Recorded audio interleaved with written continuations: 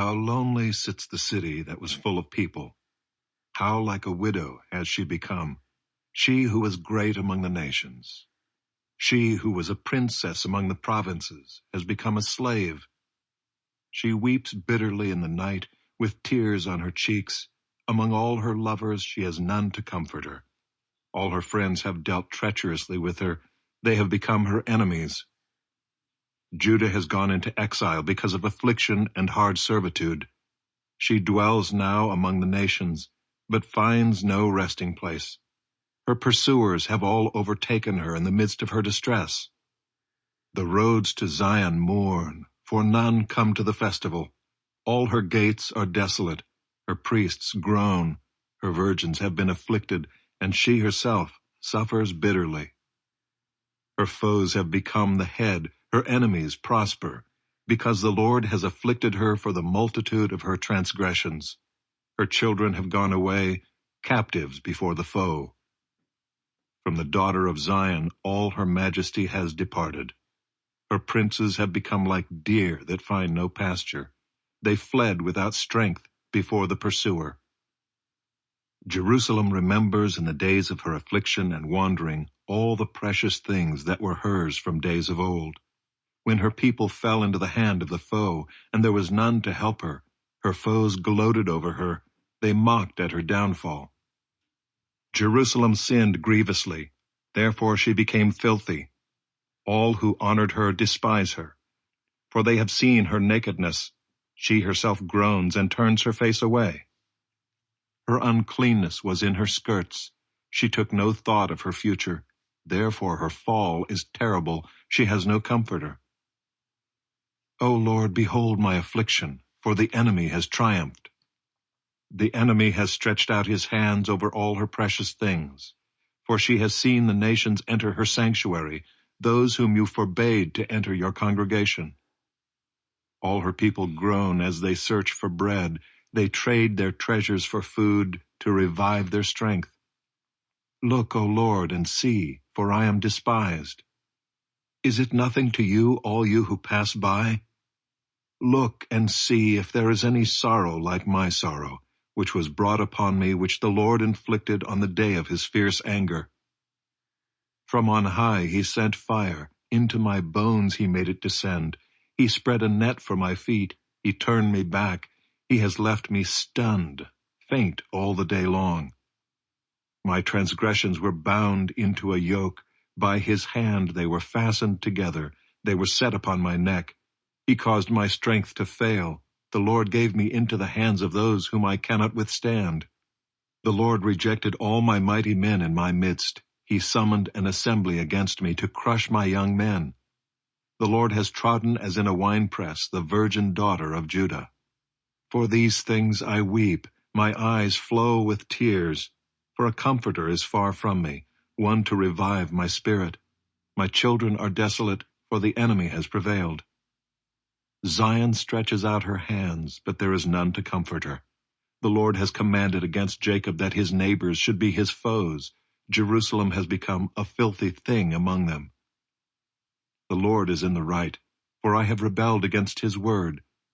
But hear, all you peoples, and see my suffering. My young women and my young men have gone into captivity. I called to my lovers, but they deceived me. My priests and elders perished in the city, while they sought food to revive their strength. Look, O Lord, for I am in distress. My stomach churns. My heart is wrung within me, because I have been very rebellious. In the street the sword bereaves. In the house it is like death. They heard my groaning, yet there is no one to comfort me. All my enemies have heard of my trouble. They are glad that you have done it. You have brought the day you announced. Now let them be as I am. Let all their evil-doing come before you, and deal with them as you have dealt with me, because of all my transgressions. For my groans are many, and my heart is faint.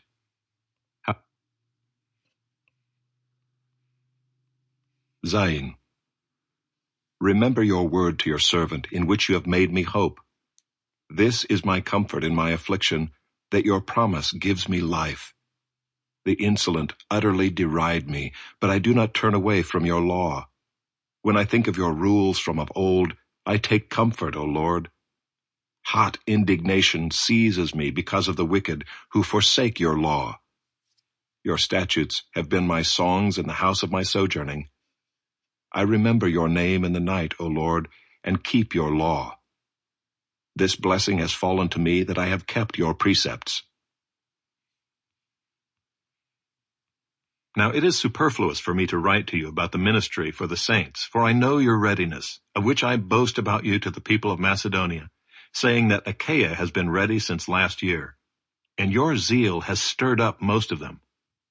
But I am sending the brothers so that our boasting about you may not prove empty in this matter, so that you may be ready, as I said you would be. Otherwise, if some Macedonians come with me and find that you are not ready, we would be humiliated, to say nothing of you, for being so confident.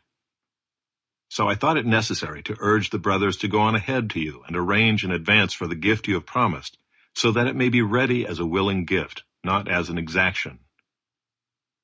The point is this: whoever sows sparingly will also reap sparingly, and whoever sows bountifully will also reap bountifully.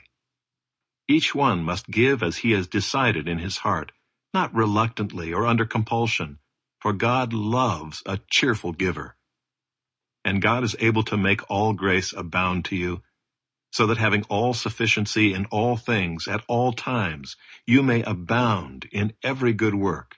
As it is written, He has distributed freely, He has given to the poor, His righteousness endures forever.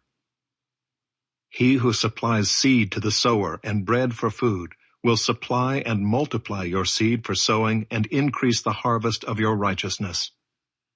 You will be enriched in every way to be generous in every way, which through us will produce thanksgiving to God.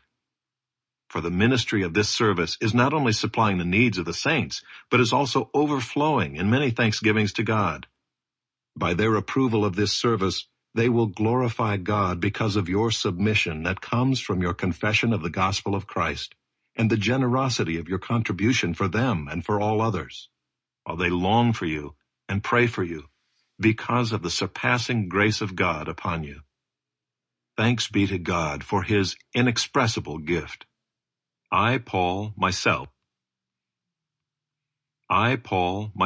entreat you, by the meekness and gentleness of Christ.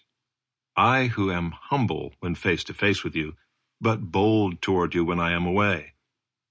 I beg of you that when I am present, I may not have to show boldness with such confidence as I count on showing against some who suspect us of walking according to the flesh. For though we walk in the flesh, we are not waging war according to the flesh. For the weapons of our warfare are not of the flesh, but have divine power to destroy strongholds. We destroy arguments and every lofty opinion raised against the knowledge of God, and take every thought captive to obey Christ, being ready to punish every disobedience when your obedience is complete. Look at what is before your eyes. If anyone is confident that he is Christ's, let him remind himself that just as he is Christ's, so also are we. For even if I boast a little too much of our authority, which the Lord gave for building you up, and not for destroying you, I will not be ashamed. I do not want to appear to be frightening you with my letters. For they say, his letters are weighty and strong, but his bodily presence is weak, and his speech of no account. Let such a person understand that what we say by letter when absent, we do when present. Not that we dare to classify or compare ourselves with some of those who are commending themselves, but when they measure themselves by one another and compare themselves with one another, they are without understanding. But we will not boast beyond limits, but will boast only with regard to the area of influence God assigned to us, to reach even to you. For we are not overextending ourselves, as though we did not reach you. For we were the first to come all the way to you with the gospel of Christ. We do not boast beyond limit in the labors of others.